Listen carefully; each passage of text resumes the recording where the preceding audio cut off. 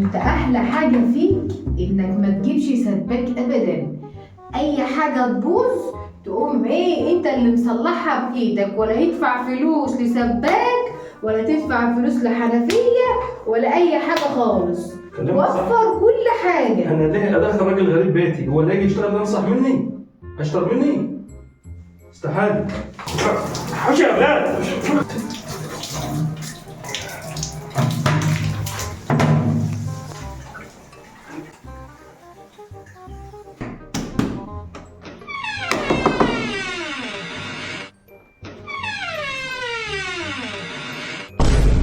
هو ايه الصوت ده؟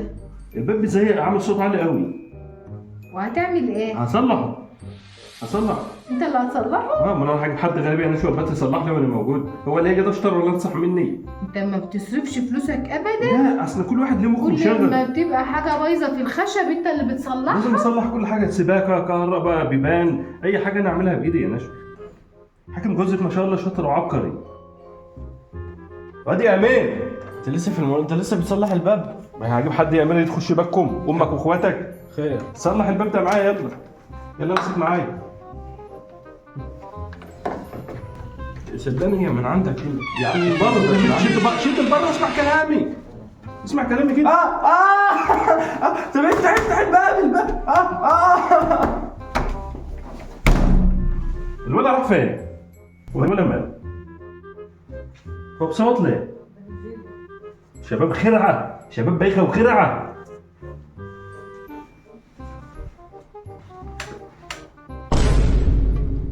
تعمل ايه؟ الكهرباء دي بقى لعبتي.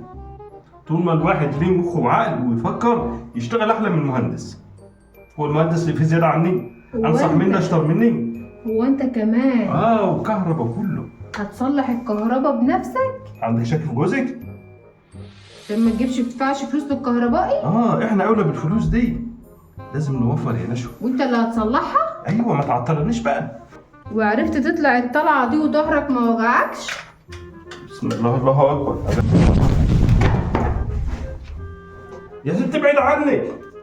لا وبتنزل كده وانت بتقع ظهرك برضه ما وجعكش؟ انت هتحسدني ولا بتوجع كمان؟ ولا رجلك وجعتك؟ مش غضروف. اعوذ برب الفلق. مش غضروف، لا سليم. رهوان وهو بيقع، رهوان حصان وهو بيقع. نازل هدي البيت. خلاص هحل لك حاجه، انا اشتغل في كهرباء. هدي البيت وهو بينزل.